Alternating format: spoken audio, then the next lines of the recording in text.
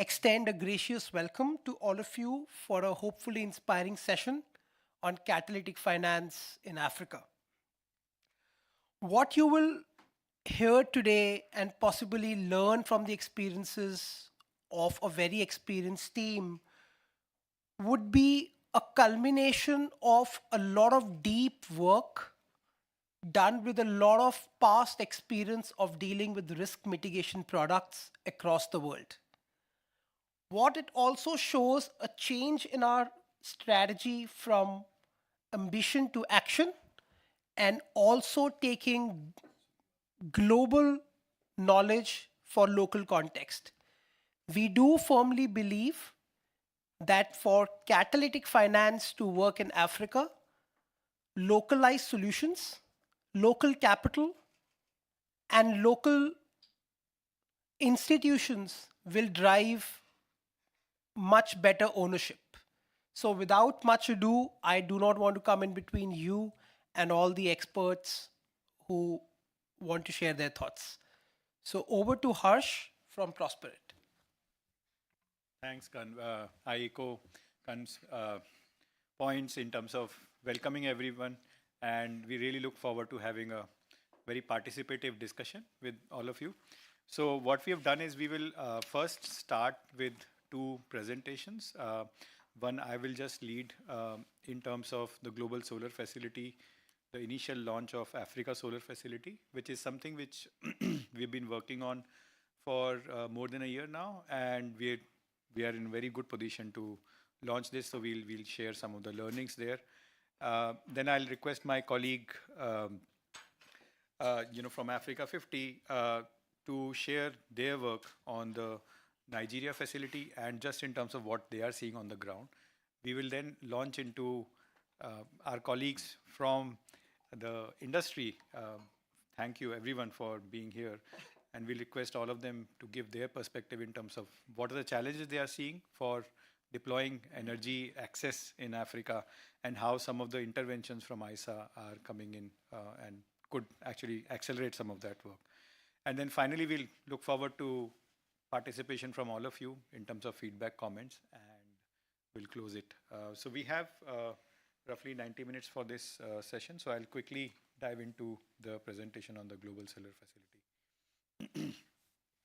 So essentially, the Global Solar Facility, the first launch has been planned for Africa, and the reason for that is very clearly summarized on this slide, where the world is actually seeing now 500 billion plus of annual solar investments, but actually Africa, which has the highest solar potential, just sees $2 billion of solar investment only annually.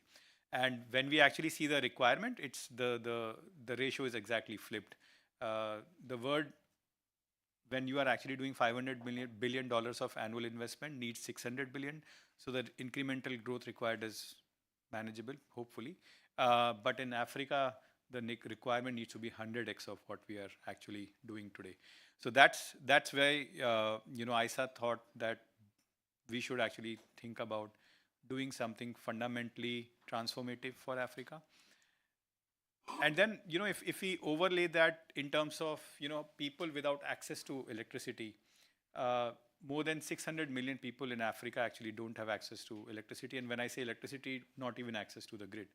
And, we in the previous sessions also, we were talking about it then, that when you need localized sources of energy in today's world with where the cost competitiveness of solar is, distributed solar energy comes out as the most effective solution. So then the next question was, why is it that it's not happening? There have been several initiatives which are being launched, but unfortunately the results have not been as everyone would ideally want it to be.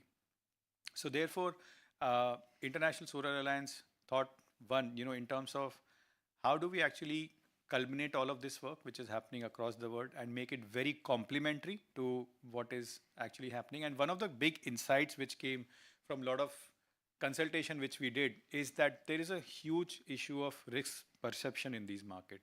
So risk is actually not that high. I mean, when we see the default rates of infrastructure projects, what we hear is less than 3%, but the perception of actually investing in infrastructure in Africa is very, very high. So really what is needed is to bridge those gaps in terms of perception, and second is to create that momentum. And when you create that momentum, what is important is that you actually use local expertise. Uh, Besides leveraging what is the global experience which we have. So with that context, International Solar Alliance is launching a global solar facility, and with a target of mobilizing more than $1 billion of capital over the next 5-7 years, and with the first facility which we are planning for Africa.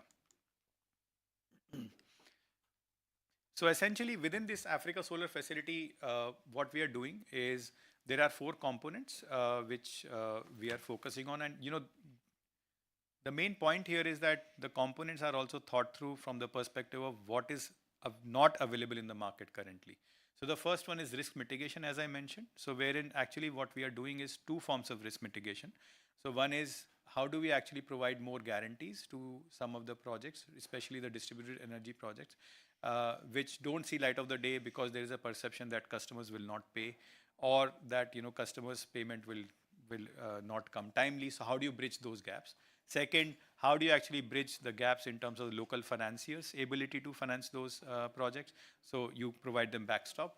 And second, very interesting risk mitigation which was required was in terms of being able to provide insurance to some of these projects. So because you are actually doing projects in very, very difficult markets, like, under the GSF umbrella itself, we did a project in DRC, and the cost of insurance itself was almost 15% of the operating cost of the solar project for its life. So those are the actual challenges on the ground which need to be bridged. So for that also, what we are doing in this facility is to actually have a window of soft loans to defray some of the insurance cost. And then what we are also doing is equity for some of the distributed solar projects and platforms which are being built across Africa. And we'll go through some of the examples in later slides. But what is important to mention what we are not doing, as I mentioned, there is a lot of work which is already happening, so we don't want to duplicate that work. So therefore, the Africa Solar Facility itself is not looking to do utility scale solar, whether it is in equity or hard and local currency debt. So that's something which we see that market is actually has reasonable access to. So that's something which we've kept out of the purview, only providing what is needed the most, complementary things. So where we are, I think I'm very pleased to report to you, all of you, that we are in a very good shape and really looking forward to launching the facility formally in September this year. So as I mentioned, the Africa Solar Facility has three components, and with a total corpus planned of $200 million. Out of that, we already are seeing a $74 million of in-principle approvals from various investors. So these includes the World Bank, the Nigerian Sovereign Wealth Fund, the Government of India, Children Investment Fund, Bloomberg Philanthropy, and International Solar Alliance itself. So what we're essentially sitting on is almost 1/3 of our target amount that we are actually looking to formalize and launch the facility in the next few months. And in addition, on the back of this work, there are a lot of other sovereigns and funds like the Green Climate Fund who have expressed initial interest in looking at the facility, and they're also looking to join it as we deploy the facility forward.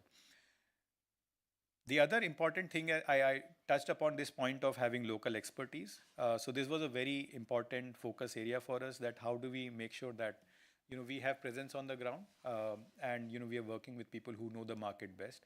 So very pleased to report that we ran actually a global search for the investment manager for Africa Solar Facility, and my colleague Benji is here from Africa 50. We have through that global procurement process selected Africa 50, and I'll let Benji talk more about Africa 50 when he comes in, so I'll not go into detail here.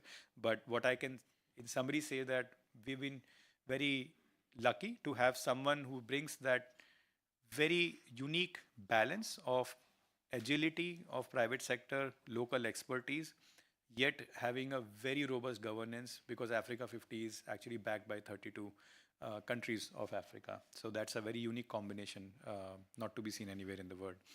And then the final point is on the governance structure also. What we are looking for is some of the initial contributors will actually sit in the steering committee of this global solar facility, which will then, of course, as we mentioned, launch in Africa, and then we will keep on replicating it in other parts of the world, in other regions.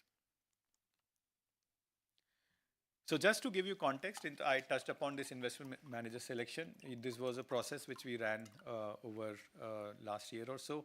And in that process, actually, we got to meet a lot of financial asset managers. You can see more than 20 managers who we spoke to, who actually gave us feedback in terms of what we should be doing, what we should not be doing. And then, of course, in the end, we ended up with Africa 50, who we are in the now process of formalizing this relationship. And I think the other thing, and some of my colleagues from the industry are here, and we'll hear from them, is we actually got opportunity to speak to a lot of the developers who are doing work on the ground and actually identifying the needs. And here I would also take the opportunity to contextualize some of the interventions which Africa Solar Facility is looking to do.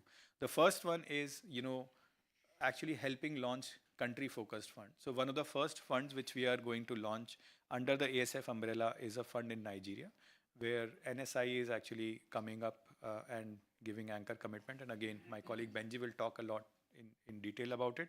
But what we are really looking for is that ASF becomes the umbrella platform, and we actually can do some of these local country funds. The Nigeria fund itself will be the first rollout, which we are hoping to do which we are hoping that Nigeria fund actually rolls out along with the Africa Solar Facility itself. The second, other intervention which we are looking at is, platforms for doing CNI, commercial actually installations of rooftop solar, where people are actually looking to reduce their cost of operations by putting rooftop solar, but actually because of not good access to finance, they are not able to deploy that as fast. A very good intervention for bringing down cost and making the planet clean and green. The third one is around loan guarantees. I touched upon it.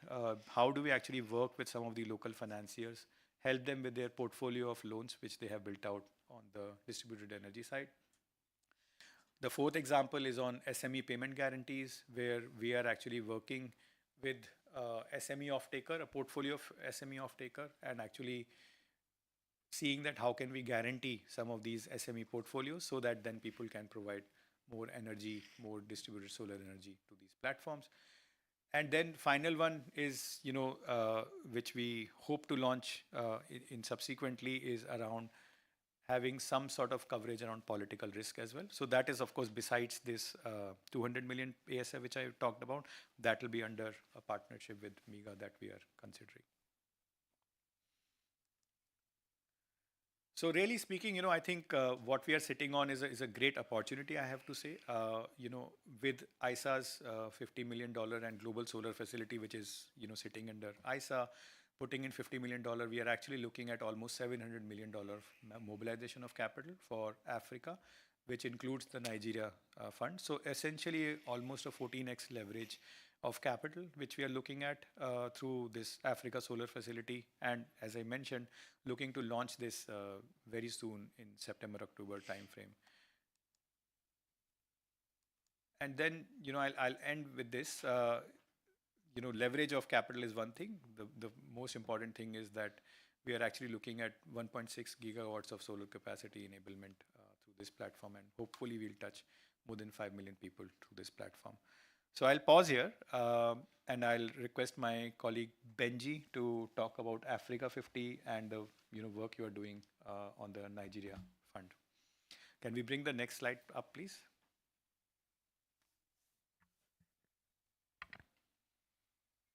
Thank you very much, Harsh.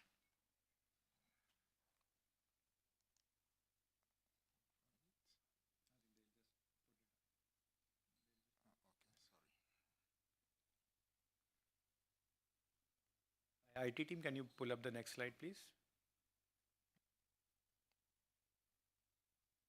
No, the next pack, actually, there was another pack.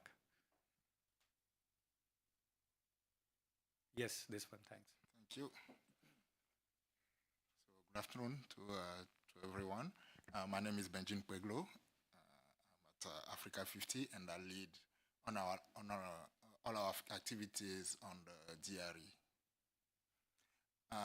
Before I start, I would like to say a few words about Africa 50 itself, so that for some of you who don't know Africa 50, maybe you also understand better why ISA decided to select us to manage this fund. So Africa 50 was created by African government and the EFDB with the goal to develop infrastructure projects, because it started with the observation that many of the infra projects could not really be successful because of the lack of development expertise. So the government decided to create an entity that would operate privately and commercially, but that would be backed by this government to develop infra projects and that attract private investor who would come and invest and implement the projects. So the operation started 8 years ago. Initially, we had 20 government as shareholders. As of today, we have 32 government shareholders, plus a few African institutions, AFDB, and a few central banks, and one pension fund from South Africa, PIC. So these are our shareholders, but in addition to these shareholders, over 8 years, we decided to expand our activities by creating other funds into which we attracted more private investors. So these are mostly institutional investors from Africa, many pension funds, and also some global institutions such as IFC and others. So today we position ourselves as a Pan-African infrastructure investor. That's what we do primarily. We've been created for that. We develop the project and we invest into it. But we also manage assets. We also manage funds in which we have other investors, other institutions which are investors.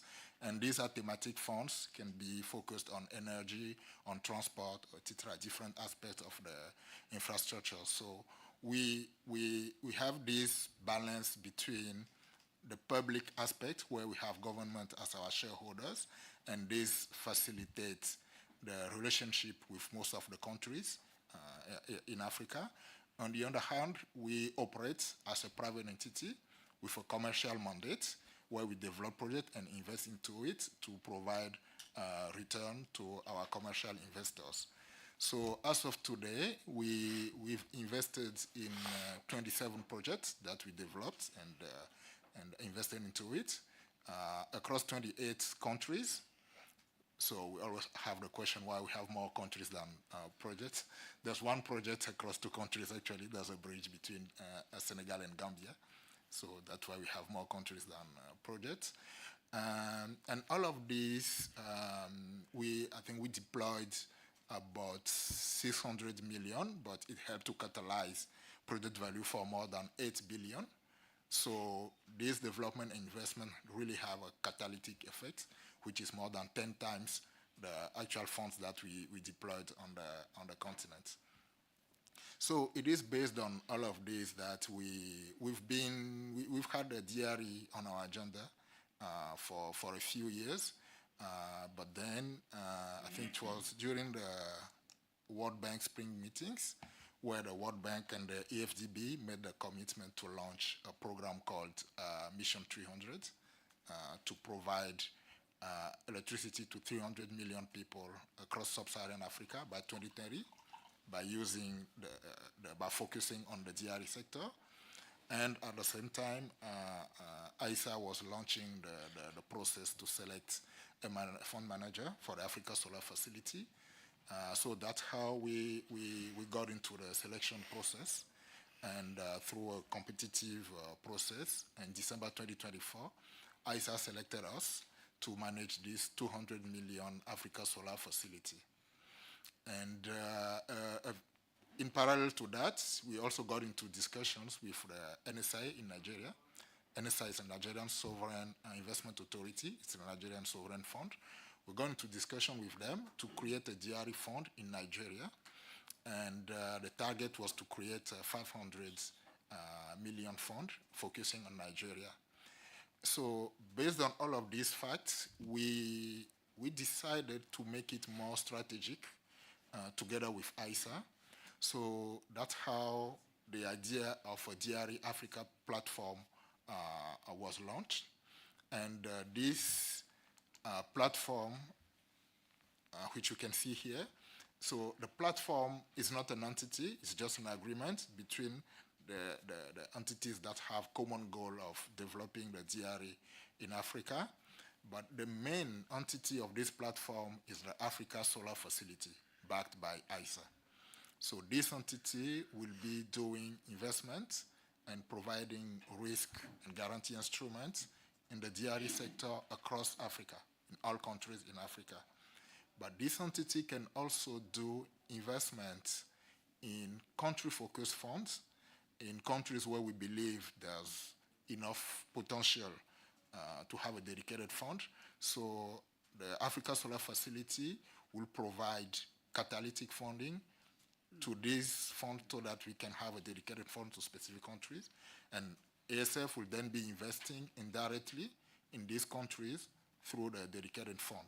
And the first one is the Nigeria Fund, together with NSIA and another entity called C for All, Sustainable Energy for All, which is playing a convening role.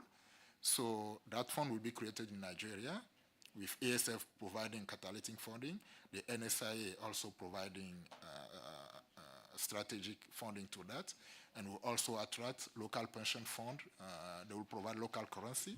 I'll get back to that later.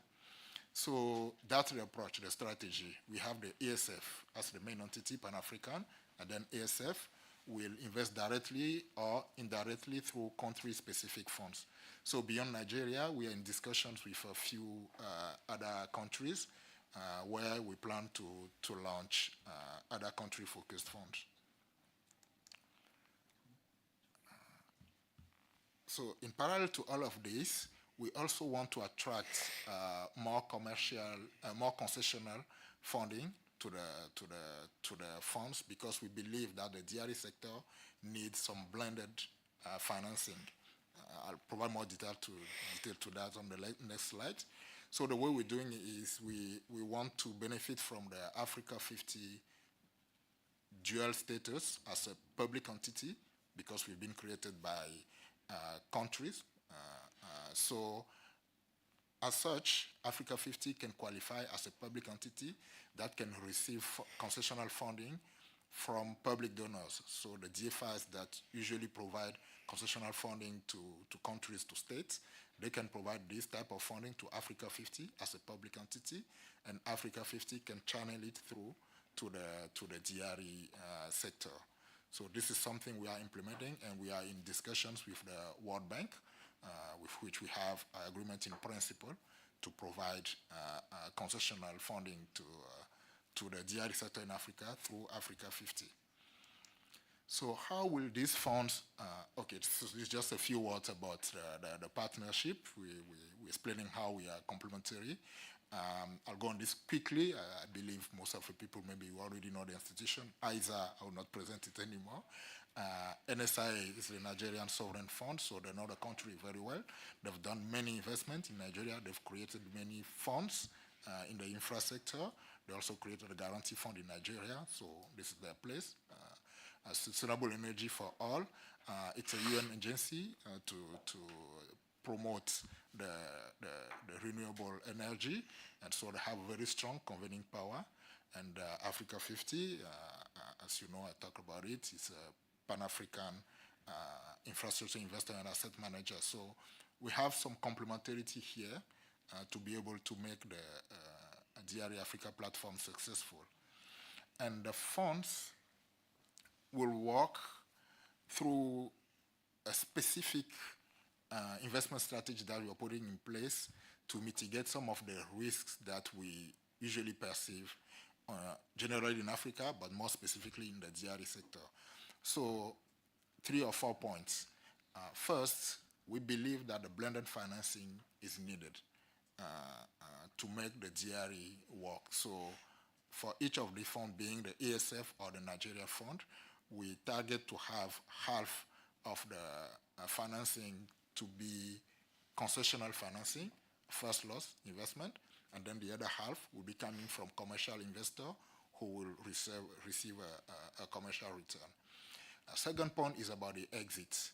So the renewable energy sector and GRE more specifically is not that developed. We don't have a very liquid market where we can expect to exit our investment in 3, 4, or 5 years.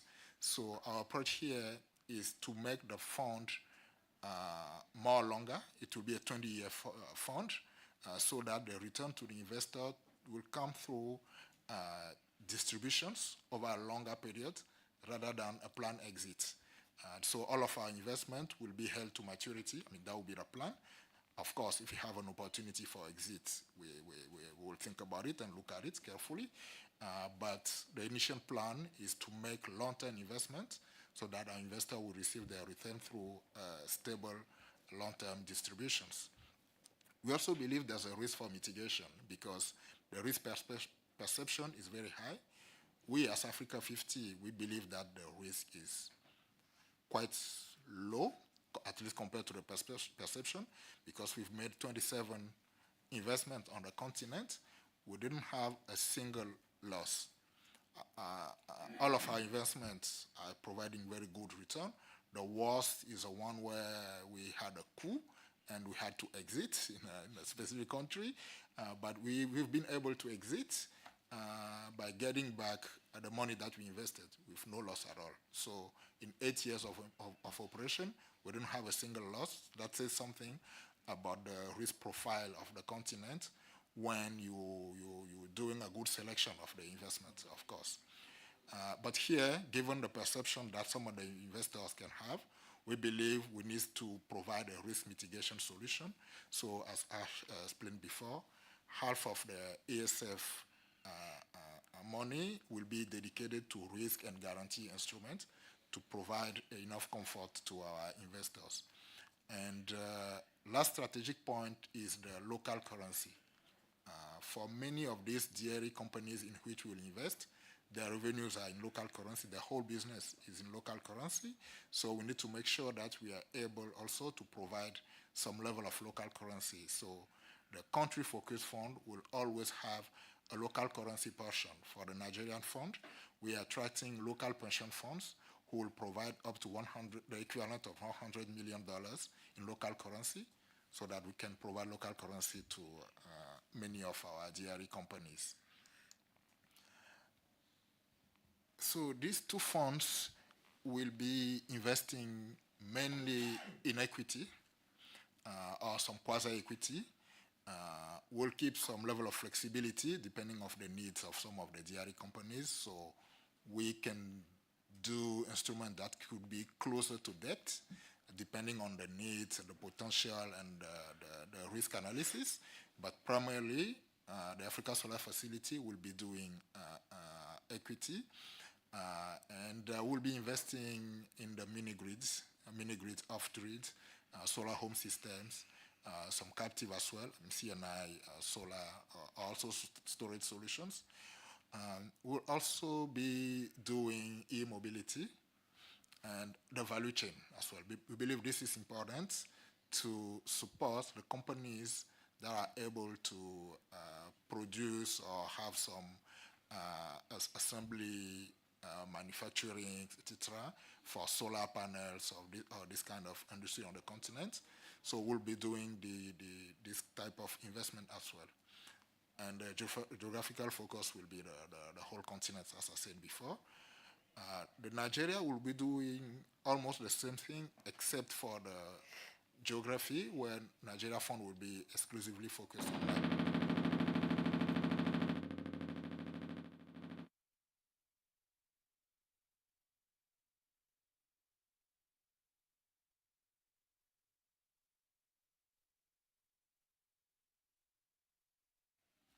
Good. That's great. Doesn't seem to be working. Okay, I'll continue. So the Nigeria Fund will be focusing on Nigeria. That's one of the differences with the ASF.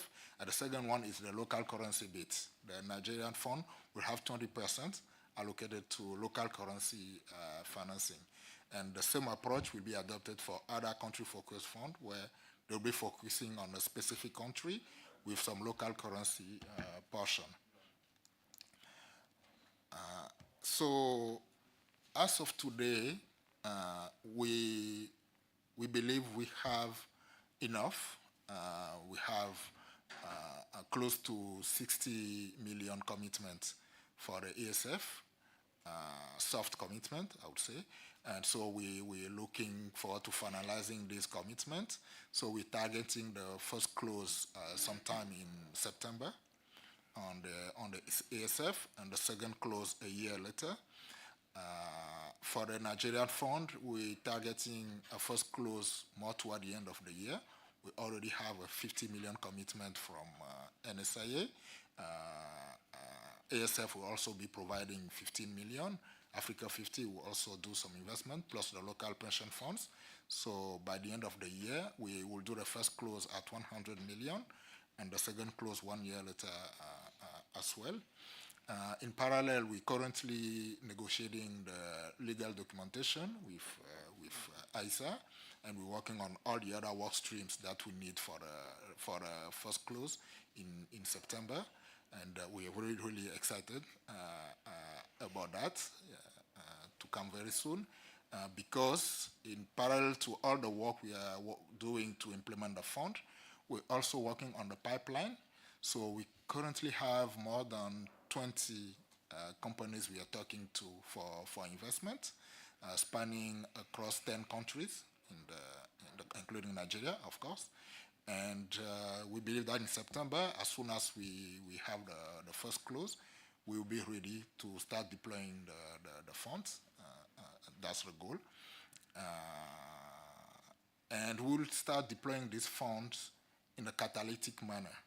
This is something I want to insist on as a conclusion, because the 200 million for ASF, it's a significant amount, but compared to the needs on the continent, it's extremely, extremely small.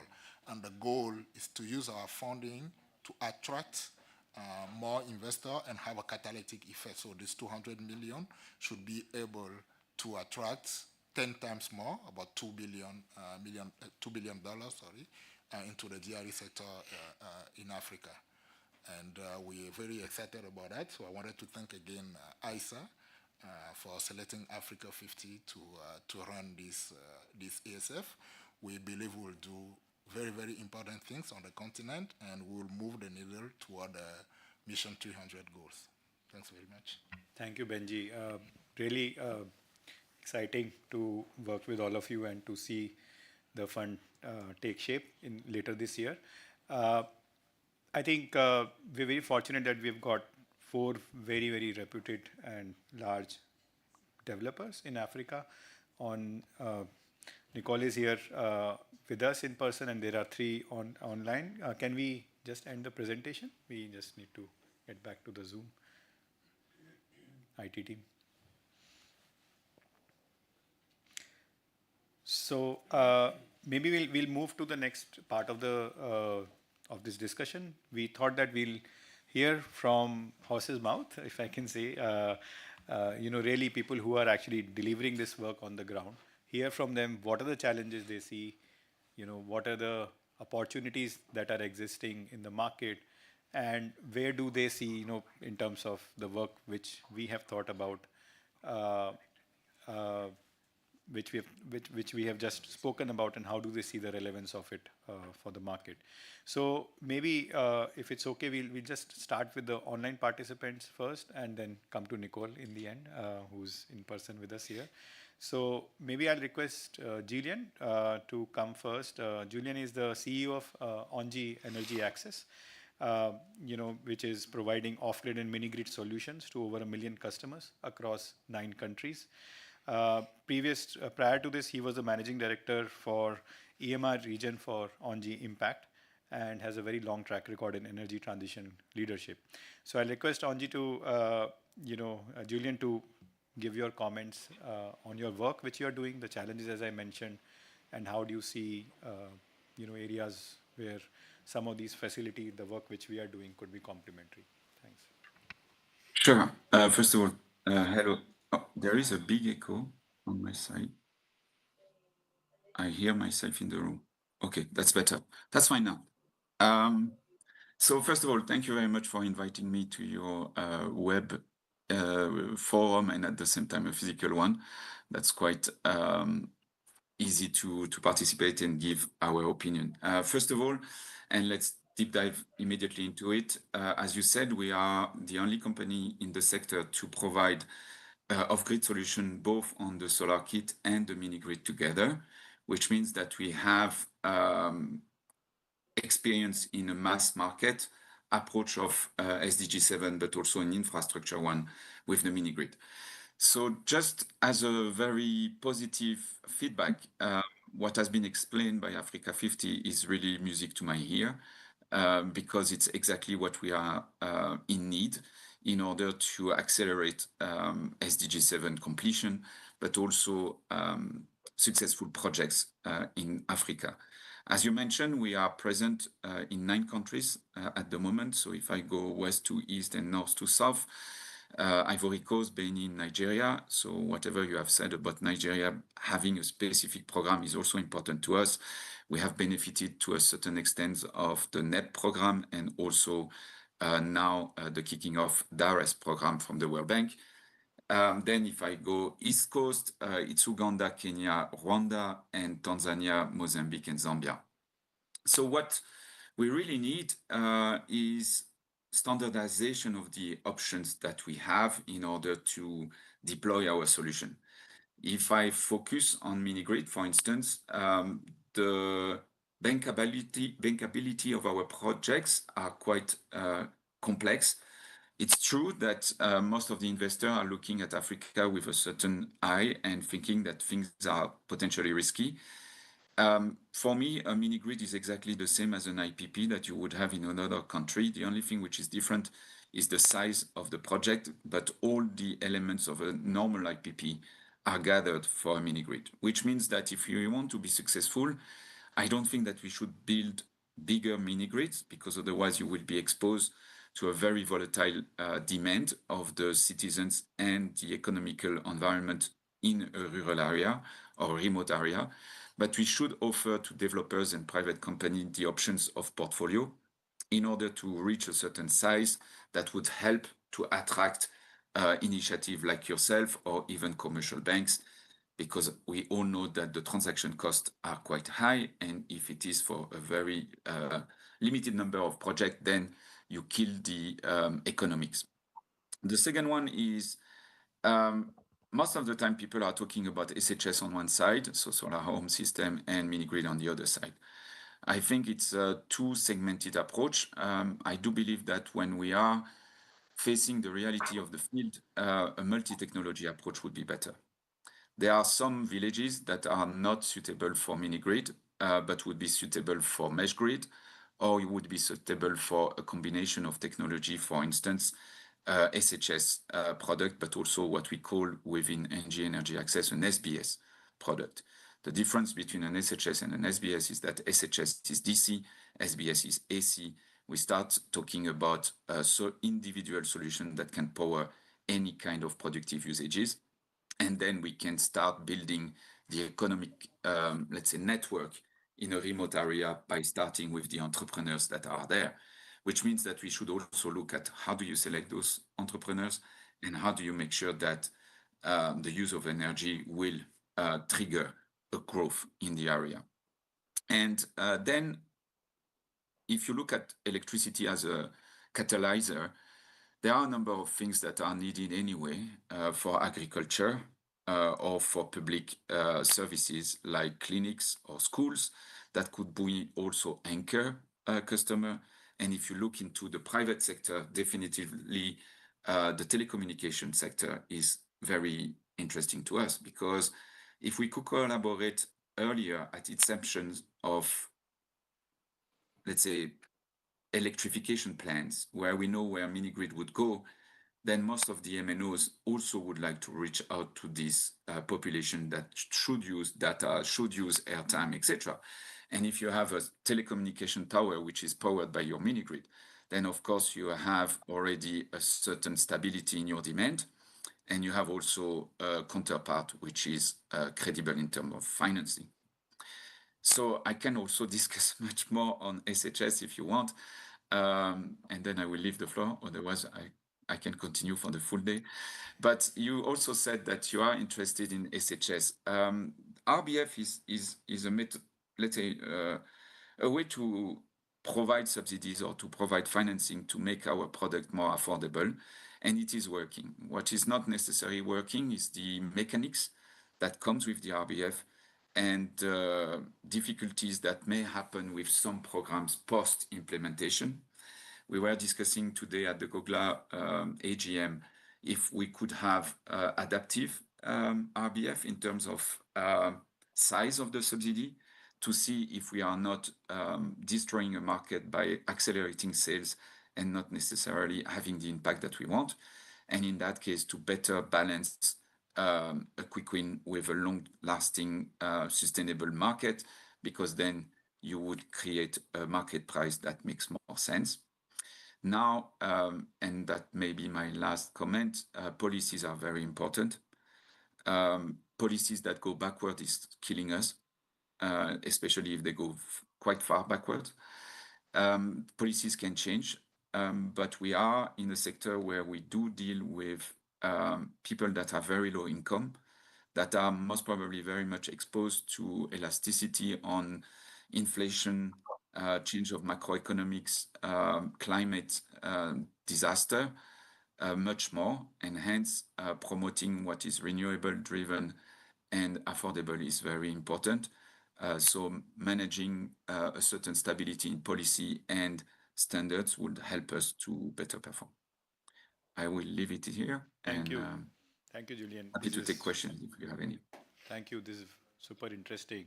I think the point you mentioned in terms of keeping the flexibility was very important, I think, and this is exactly how we have thought about the ASF, the design of it, and making it agile enough to respond to the needs of the market. Maybe on that's a good note to request Susan to come in. So Susan is the Vice President for Concessional Finance Solutions at Odyssey.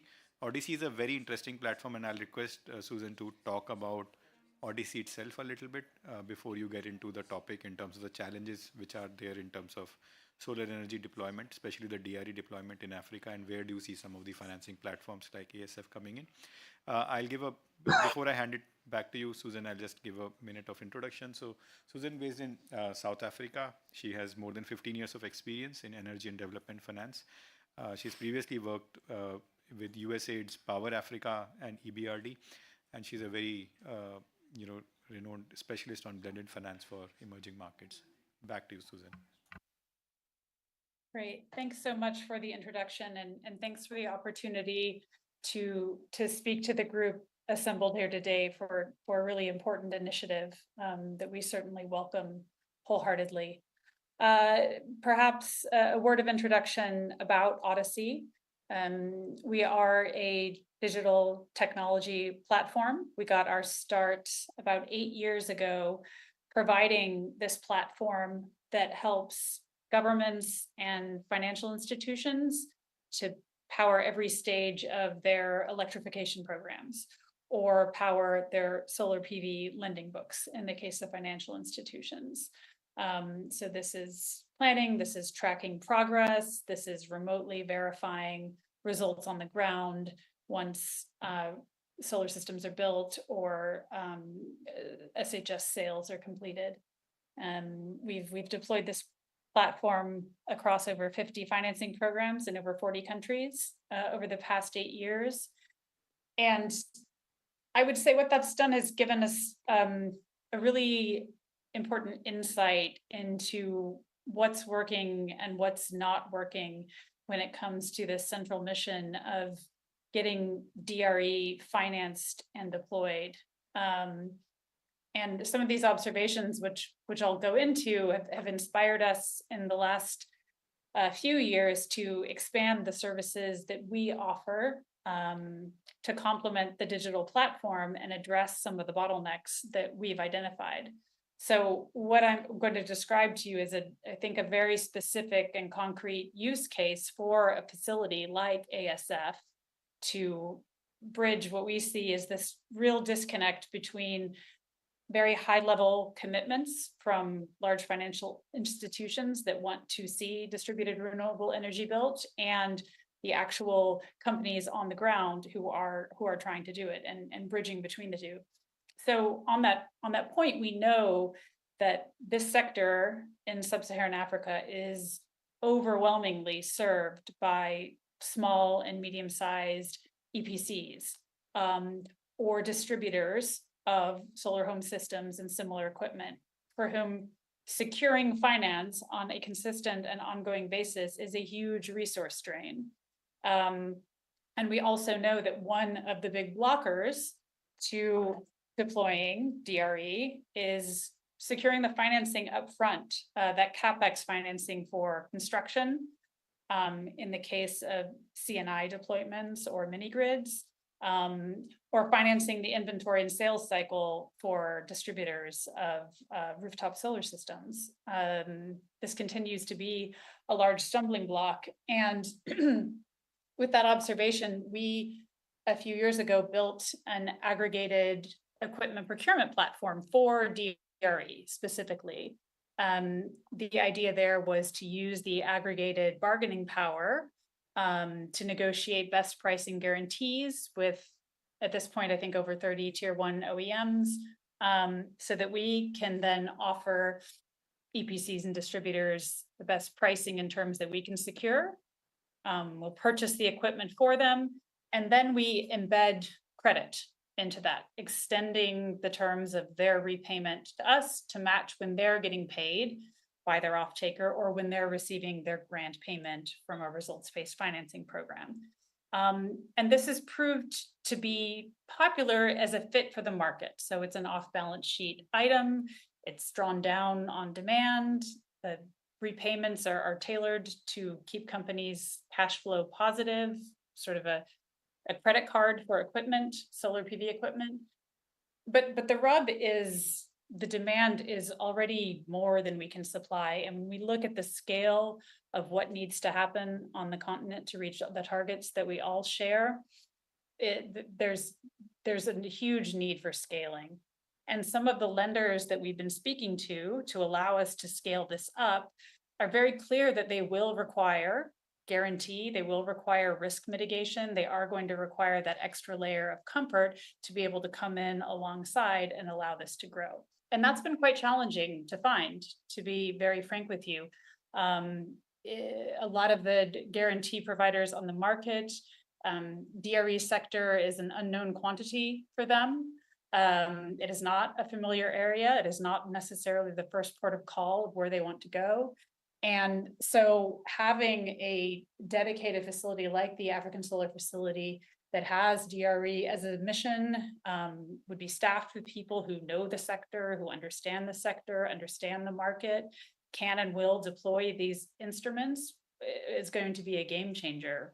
I mean, we have here kind of an immediate opportunity to deploy capital to companies who are ready to break ground, who are ready to go out and sell. And we need partners who really understand the market and who can really work with the different intermediaries that allow them exposure to those types of companies on the ground. So I'll stop there, but hopefully that's an illustration of a concrete example for you. Yeah, no, I think, thanks, Susan. I think the point you mentioned in terms of innovative forms of financing, which Odyssey has led, especially this EPC financing program, is a very interesting case study of how some of these interventions could accelerate the adoption of DRE in the continent. With that note, I'll get to Terje. He's, I would say, one of the most common person who everybody knows in the industry, which in other words means he's the most experienced person in the industry, and glad that he's here.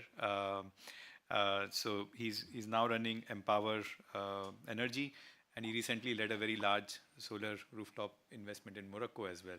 So looking forward to hear from you, Terje. Thank you very much to all of you. And first of all, let me say that it has been a pleasure from my 15 year of experience to follow the initiatives here. Of course, the Africa, great to see Africa 50 taking such a role here, and also been following the initiative from the the SA since the start, and I think it's great to see that you reached this very important milestone. And what you are addressing is, as both Gillian and Susan has highlighted, is exactly addressing what those of us working on the ground see as needed. So all the compliments to you for the work you have done. I have actually, to illustrate my points, I have a few slides to share.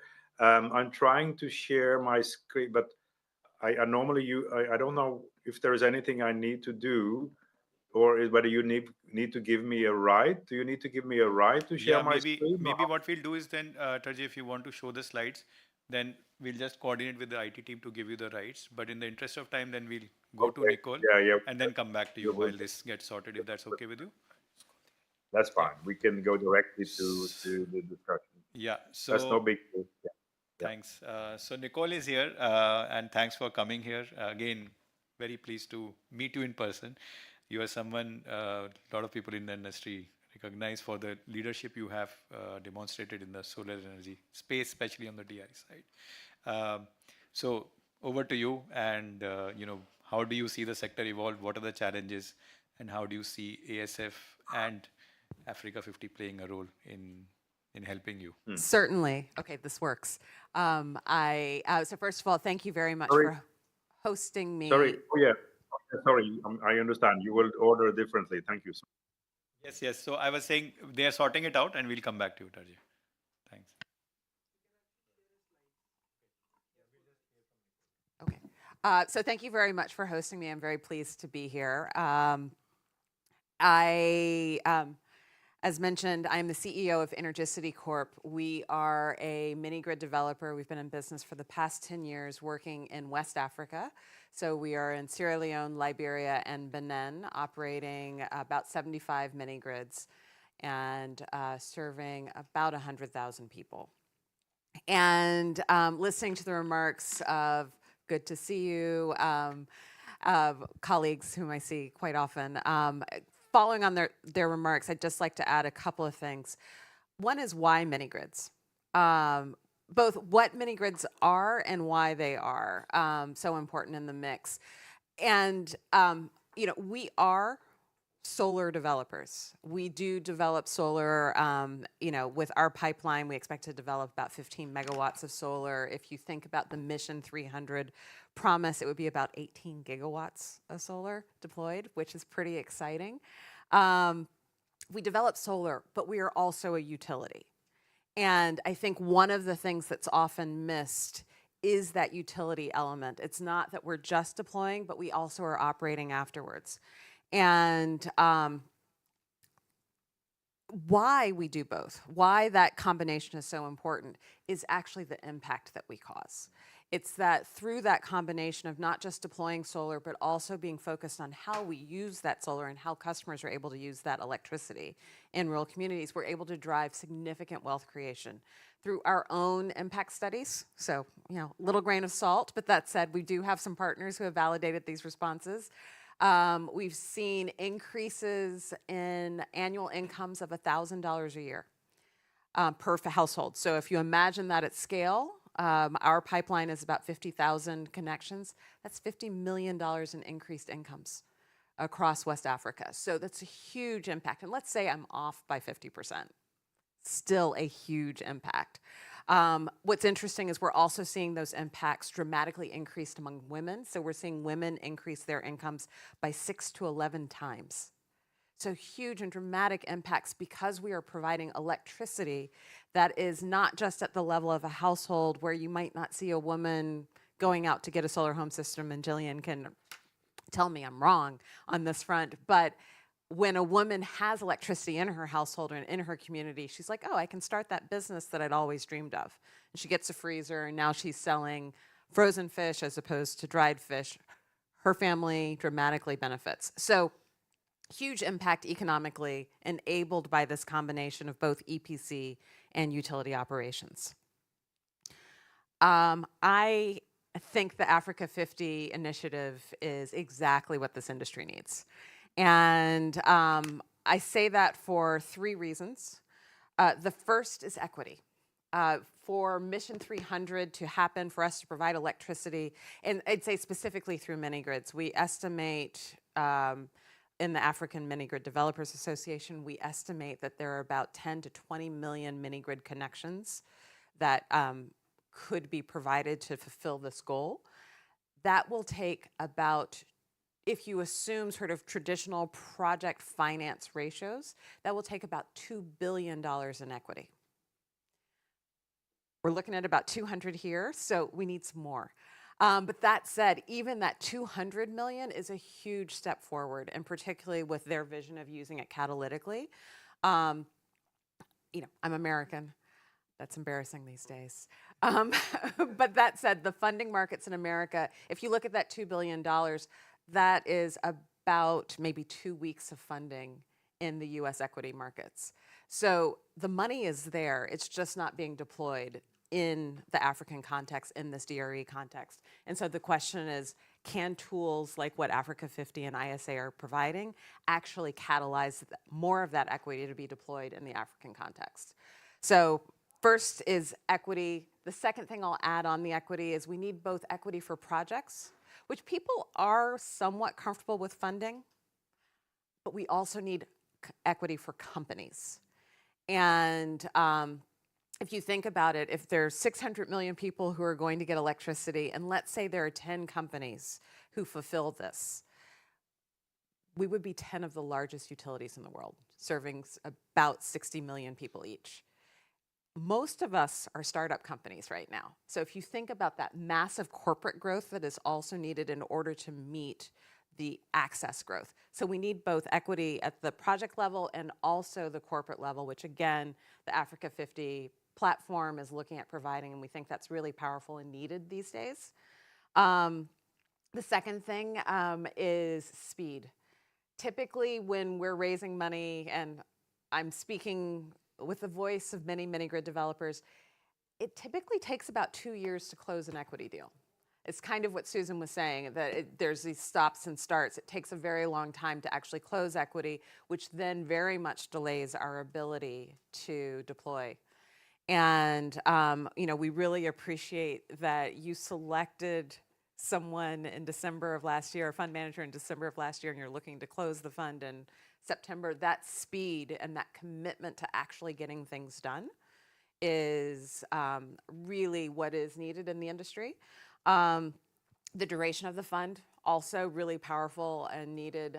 If you think about a typical venture capital fund, who are the other folks that might typically provide equity, it's 7 years. So 20 years for a utility style asset makes a lot more sense. And then the last thing that I'll say, second to last thing I'll say, is when we think about challenges, first challenge, capital, access to capital, particularly access to equity. The second challenge are our government, our beloved government partners. And truly they are partners and they're great. And there are definitely different needs and different perceptions of needs. And Africa 50's profound relationship with governments, that they are on the ground, that they do have these lasting relationships, I think opens the door to having real conversations between ourselves and the government partners where they know that we're actually alongside them. We're not just in it to get wealthy, but like we're in it to actually deliver a service to their people and typically their poorest people. So we're really excited about that. And then the final point I'll make, which is actually something that the Africa 50 platform is not addressing, but you can't solve all the problems. We'll save some for other folks. Is I mentioned before, we're growing from startups to some of the largest utilities in the world. The last remaining gap after we solve all these is people. And if you think about NG as an example, but any major utility, that's tens of thousands of well-trained engineers, technicians, employees, managers, computer scientists, the full range of professional careers. And we get to develop that workforce on the continent right now so that we can actually fulfill on the Mission 300 goals. So I'm super excited about the times ahead. truly excited about what Mission 300 and what Africa 50 is bringing to bear. And I look forward to continuing the conversation. Thank you, Nicole. Back to you, Tarjik. I think now you can share the slides. So we'll. Excellent. I will do that. Nothing is appearing here. I think I will just Yeah, maybe. continue Sure. time. But it doesn't work. But what I wanted to do, there's a lot of echo here. Is there on your side as well? Can you hear me well? Yeah, that's good. So just to go directly to the core of the discussion, we know we all have short of time and we want to. So what I wanted to show you is an example of a very interesting innovation in the area of finance, which will be interesting for the discussion we're having. We have as a phase one of a big investment in Nigeria, we solarized with battery 10 superstores for Just Right, which is a chain in Nigeria. That was a fantastic success from a sustainability point of view, from an operational point of view, from everything. But of course, financially, it was a kind of a headache for the off-taker because between the signing of the contract and the COD, as you know, the naira depreciated from about 650 to 1500 to the dollar, right? So it was a huge challenge for the client that we had this enormous depreciation in the period. So what we did in phase two is to say, okay, is there any way that we can manage in the phase two to actually finance this with a contract in naira, so you are not exposed again to future currency changes? So we have now been working with Afri Green, which is a debt fund offering naira-based debt, and also NORAD, who has been able to provide to us a kind of a hedge support for the hedging. So with a certain, of course, support from external parties, we have now been able to double. So now we are signing the next phase, which will be a new $5 million investment, continuing to expand solar and batteries in Nigeria. I use this as an example just to highlight that a very important bottleneck, as long as these investments are dependent on investments from outside the countries themselves.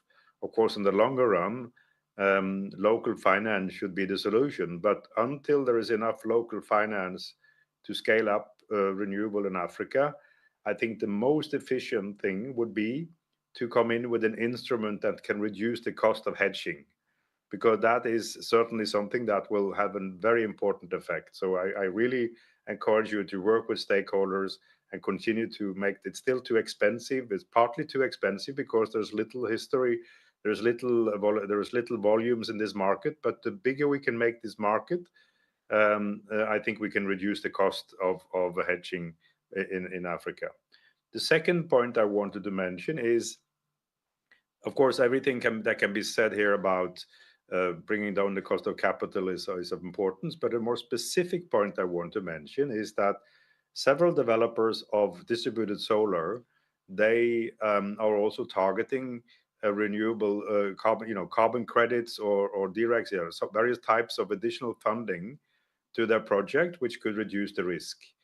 Of course, there's a upfront cost related to this, but most importantly, there is an uncertainty. So if you look at the future of the carbon markets, both in relation to Article 6 in the Paris Agreement and also in the voluntary market, I think everybody would agree that should be a possibility to project an increasing in growth in that market, and therefore a minimum contribution to the project, which is higher than the $1 to $2 to $3 per megawatt that we can get today, megawatt hour today.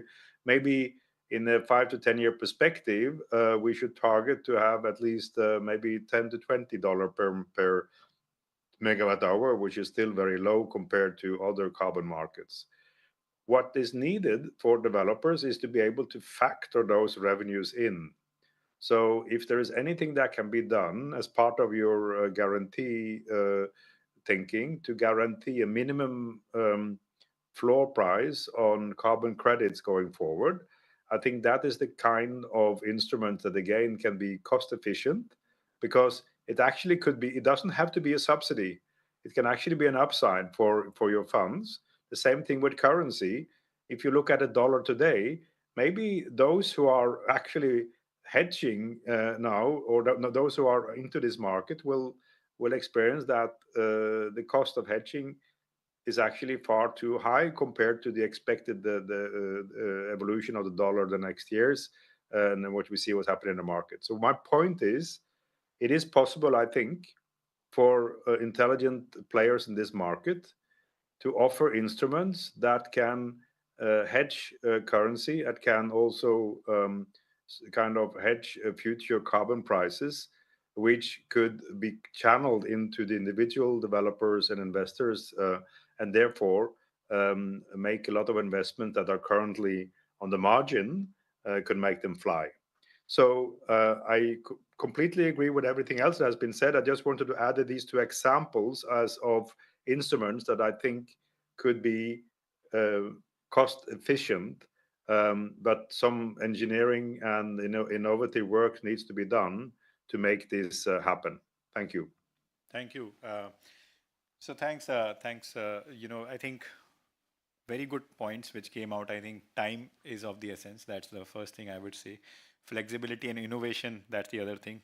Hedging cost, reducing that, and actually leveraging carbon credits. I think that's one point I wanted to mention. That's something we've also been thinking around, that it's not only about providing that guarantee, it's also about aggregating. I think what's happening is a lot of corporations want to buy those carbon credits. So can we leverage the work which we are doing at ASF and with Africa 50 to actually build that platform which corporations can then access to get access to some of the most clean carbon credits, if I can say that. So that's something we've been also thinking. Thanks, Terje, for bringing that up.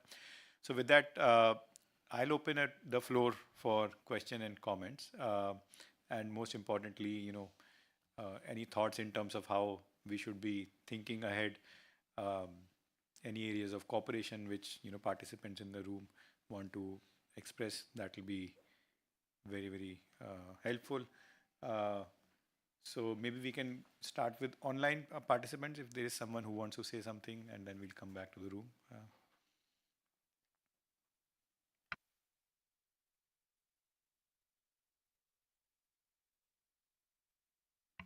Okay, so we have questions coming up in the room. So we'll start. I think you had your hand up first. Please go ahead. Hi everyone, and thanks for the space for comments. My name is Carlos. I work for Gogla, and specifically for the productive uses space at Gogla. And I want to go back to Gillian's comment before, as the need for not just electricity supply, but also what comes along with electricity. I think Nicole also was mentioning it before, right? Like fridges. I think you were saying fridges and different kind of appliances are game changers, right? For either mini grids or also standalone systems or solar home systems, if you want to call them. But there is an additional challenge. That comment may come organically as fridges come along with the electricity systems, but they are quite expensive. And so maybe the first point is, for a mini grid company, supplying electricity just for lighting makes very little sense from a commercial point of view. They need anchor customers. They need to sell electricity to productive appliances, right? Like fridges, cold rooms, drying, whatever the productive use is, and that will cost money. And those appliances are relatively expensive for local communities. So I think that there are a number of fund managers and existing funds that provide also subsidies, partial subsidies, for communities to also access these appliances, right? So could be via, mini-grid companies like operators buying these appliances and providing appliances at a relatively affordable cost, or partly subsidizing appliances via productive use companies, companies that can work alongside with mini-grid or standalone system companies. No, so there's a whole ecosystem of appliance providers, manufacturers, providers, and distributors that could work along with existing electricity service providers like mini-grid and standalone systems. The second point is when we talk about productive uses of energy, like fridges, irrigation, drying systems, milling machines, whatever you want and imagine. And there are appliances that are commercially viable today for rural off-grid communities. We also need to think about how the GCF will engage with ministries other than ministries of energy. And I'm saying that because, and this is exactly the same comment and message to the World Bank and the M300 and the compacts at the country level, that if we don't engage with those ministries on time, we will be losing an opportunity to mobilize funds, subsidy programs, and investments that ministries of agriculture, ministries of water, ministries of environment, and designated authorities, agencies, etc., working with them can deliver to engage and reduce the prices of these appliances for mini-grid companies and DRE companies, like solar home system companies, etc. Now, the problem in my opinion, is that time is reduced. And so, for instance, if you read the compacts written by different governments in Africa, productive uses still doesn't show up in many of the compacts. And that's in itself a problem. There is a solution to that, which is expanding the subsidy opportunities for companies that are commercializing manufacturing productive use appliances, including the companies in the room, like Nicole's and Gillian's. But that requires a bit of a rethinking some of the subsidy design. We've seen good opportunities, like in Nigeria specifically. If you talk to the Rural Electrification Agency, for which the directors, Abba, I don't know if you know him, but the director of the REA in Nigeria is currently discussing this topic with 19 agencies, including public financial entities and also the Ministry of Agri. So there's a task force that exists in Nigeria whereby 20 different state agencies talk to each other to deliver productive use solutions to mini-grids. There's actually an agricultural program and a testing or a piloting of 30 mini-grids that are running agri-processing and cooling devices that ensures mini-grids will be sustainable commercially over the long run. We are happy to facilitate contacts if needed and be part of the thinking process, because at Gogla we have a lot of experience working with many of our members. But I think what I'm trying to highlight here is that we need to ensure that beyond, the energy is a vector or a driver for livelihood generation. And that livelihood generation comes along with energy, but also with appliances that deliver a value added to the communities. Thank you. Thank you. Germany? First of all, thanks a lot for this presentation and also for the very fruitful discussion. I would probably wanna tackle some of the points that Carlos just tackled, because I was also in London last week for the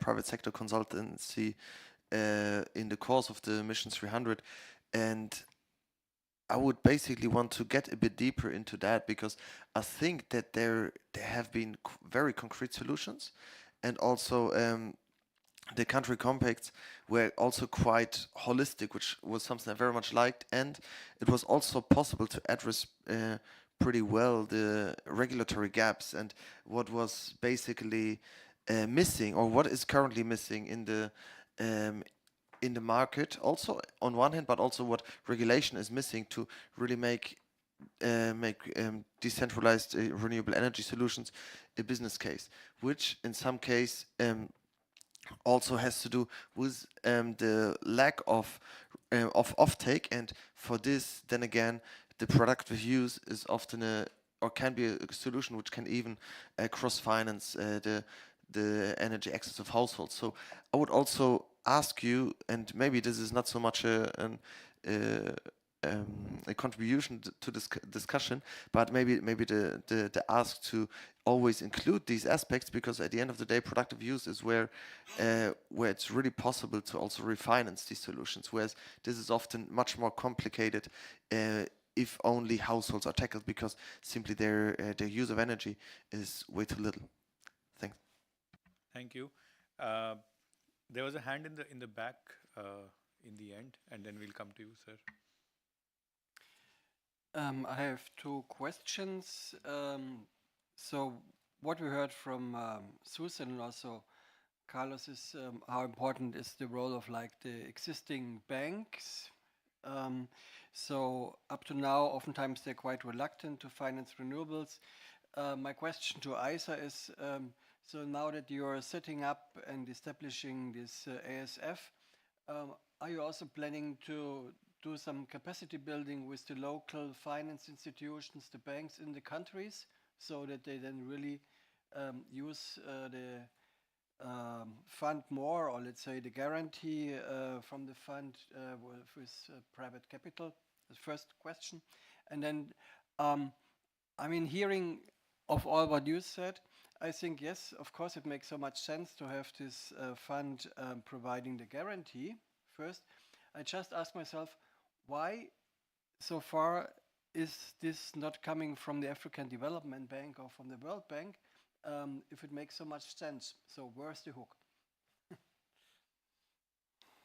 Can we want to answer the first question? Yeah. Thank you, sir. So we'll take the first question first. So you're absolutely right that so if you notice the slides shared by Harsh, when we are designing this program, we have a layered approach.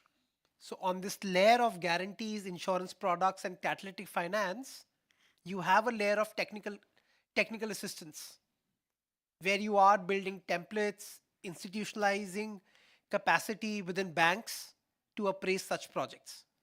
So absolutely yes, we have a layer of technical assistance and capacity building. So in terms of the next question, Benji, you want to start? Then I'll fill in. So thank you for the question. I want to say a word on the capacity building still for the local financial institutions, because there is a capacity building itself. We have some technical assistance that can be provided, but in addition to that, the risk mitigation instrument, part of it could also be a guarantee instrument that can go to these local financial institutions for them to lend more to companies or even individuals who are buying solar systems. So that's also part of the package. So to the second point, why the World Bank or AFDB are not doing the guarantee aspect, I mean, well, we cannot talk on their behalf. I think the thing is, many of us, we understand that there's a need, but how to do it is always not easy. So ISA came with the idea of this Africa Solar Facility, in which we'll have half investment and half risk mitigation instruments. And we believe this is a really great idea, and we try to implement it. And so I think, this is the type of thing where once you have the idea and you start doing it, it looks quite obvious. But before that, nobody just didn't have the idea. That's my perception, at least. The idea was not on the table. So Maybe go ahead. yeah, please. So on this, it's not a question of either or, it's a question of and. Most of the financing coming from, say, for example, the World Bank in Africa is the IDA funding, is the grants coming. We do believe that the time has come for Africa where Africa needs to tell Africa what needs to be done. Local solutions are important. As I said before, contextualizing global knowledge for local context is very important. And this is where we believe that local capital and local solutions will drive much more ownership than driving, a lot of Western capital, if I may use the word, towards Africa. Sir, if I may add some more context, I think on the guarantee itself, there is actually a lot of work which is happening in the African market also. So the Grantco, which is a subsidiary of Pidge, has actually been deploying localized companies for providing guarantee solutions. Of course, they are not focused on solar exclusively, but their experience on the DRE side has been actually quite encouraging. So what we are essentially, some of it is, the thinking came from the need in the market, the unmet need, which, as you said, partly comes from others not doing it. And second, in terms of validation of approach, came from what other people are also doing on the ground, and so that kind of gets validated. I'd seen Nicole wanted to say something, so I'll pass it back to her.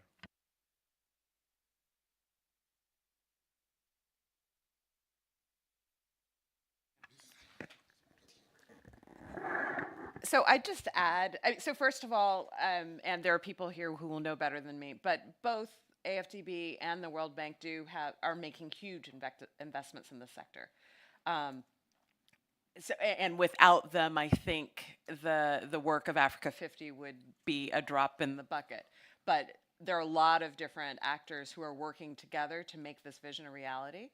I do think, for instance, AFDB and World Bank products tend to be World Bank tends to be grants, which is critical to making this work through IDA. And then similarly, AFDB tends only to lend money. And so both of those rest on our having equity, which is what Africa 50 is bringing and ISA is bringing to the table. So in order to achieve the goal, it requires a variety of different instruments. And by charter, a lot of the different entities are limited by what they can do. And this is the one piece. So, and then I'll also add, we need multiple equity funders. If there are going to be 10 different mini grid companies that fulfill this goal, and there's probably going to be more, it is unlikely that one mini grid or one equity investor can fund 20 companies because we will conflict with each other.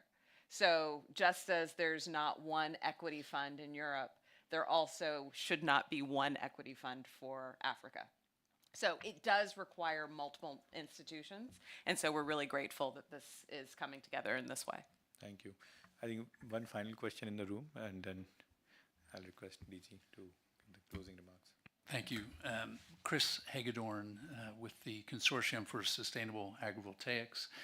Thank you. This is a great session, really good conversation, excellent speakers online as well as here. This is kind of a corollary to our friend from Gagla, Carlos, mentioning the productive uses, and earlier hearing references from Italy and Spain about agrivoltaics. The urgency is so great, given the climate crisis, given the need for energy access and economic growth, to move forward on whether it's mini grids or solar parks without a agricultural component seems to be an enormous lost opportunity. And hence our focus on Africa and advocating for an agrivoltaic sector to develop like it's developing in Europe, in Asia, in North America. That's a tall ask, just given the complexities laid out today for just solar.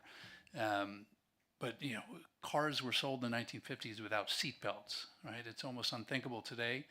We would like to think that solar projects in 5-10 years would not be possible without some agricultural component. So if you're using land for a solar park, why not use it for sheep grazing, for growing plants under solar panels, like is happening widely in Italy and other European capitals.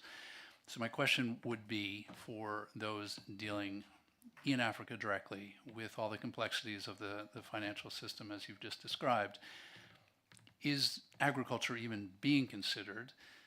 in the context of agrivoltaic investments? If not, why not? Is it just too hard? Is the investment climate too risky? Is the policy frameworks in the countries not in place? And for groups like ours who are advocating for agrivoltaic solutions, what would you recommend how we can help? Thank you. Yes, thank you for a question. Short answer is yes, obviously. Agriculture is being considered. And it's funny enough because what you just explained is indeed what will happen in a few years, but we discovering it the other way, meaning we're talking to companies in the agriculture sector which need energy, and we're discussing how they can get access to solar energy for their agricultural business, for irrigation, etc., etc.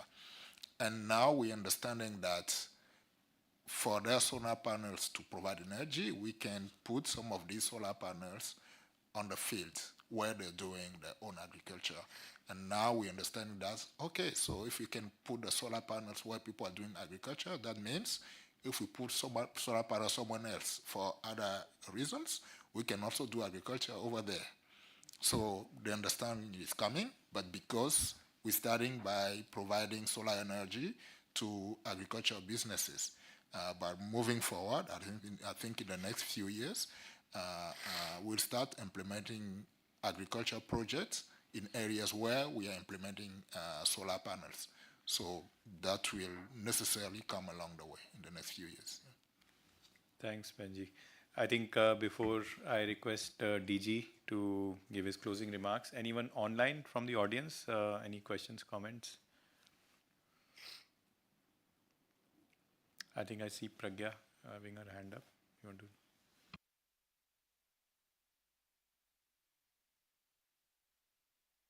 And first, that I think hearing everyone out, just taking a step back, that one, we're not reinventing the wheel.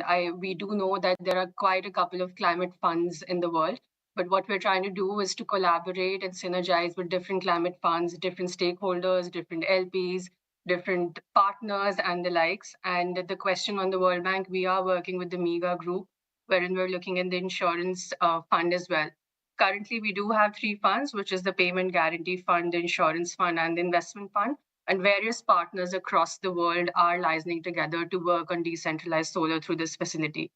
The second comment is more about the regional facilities, and what ISA is trying to do is one, that we're starting with the African facility, but moving on, we would be looking at the APAC facility, looking at the Asian region, and further collaborating with various regional and local partners to actually synergize with LPs in LATAM and the MENA region as well. So I think these are the two things. And of course, the third one is that we are looking to fundraise, and Africa 50 is here with us. Thank you, Benjamin. But we are looking to fundraise. So any government partner, any LPs, any institutional investors who would be looking to kind of put funds into the facility, will be happy to have bilaterals. Kanz is there, so please get in touch with him. And this is what we're looking to from this roundtable. Thank you.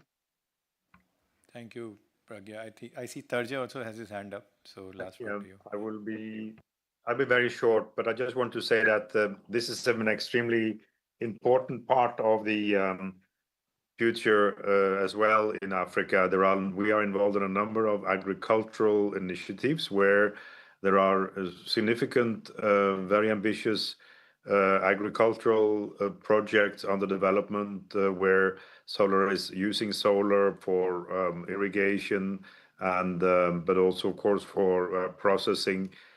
Plays a key part. Very often, these initiatives, of course, are developed by developers without payment history and without very strong financials. So the challenge here is very often, of course, to be able to secure the minimum payment guarantee that investors like Emponia Energy and others would look at. So I think it's an extremely interesting area for you to look into, see how it is possible, because actually, what you could do here is to think also about link up with the off-takers, because these agricultural initiatives, they're also going to sell products.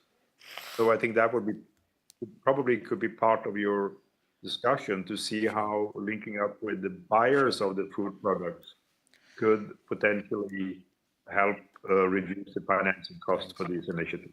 Thank you. Thanks, Rajay. So with this, I think we'll hand it over to DG for his closing remarks.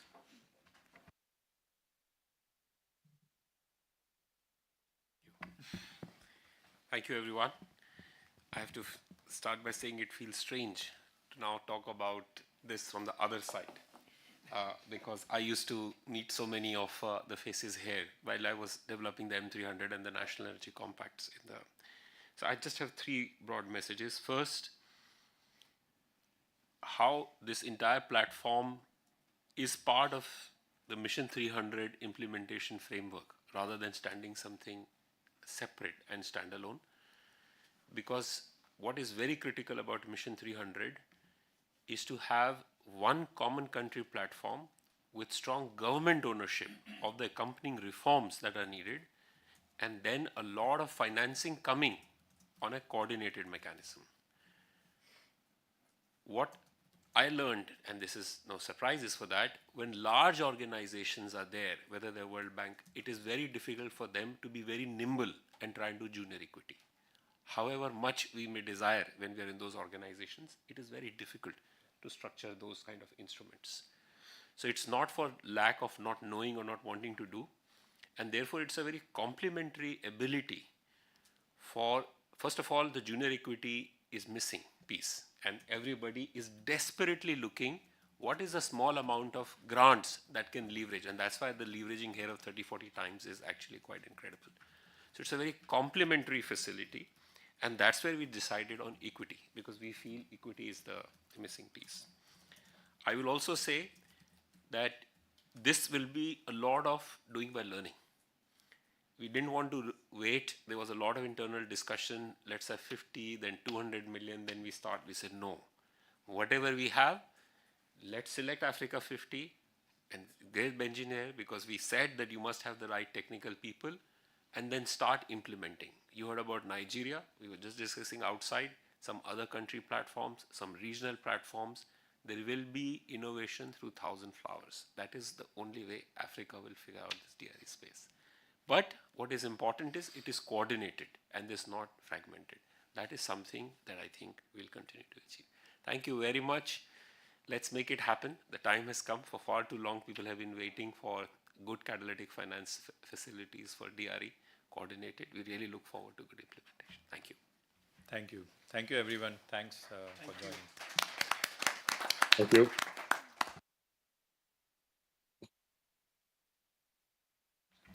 Thank you for online participation also. Thank you, Tarjay.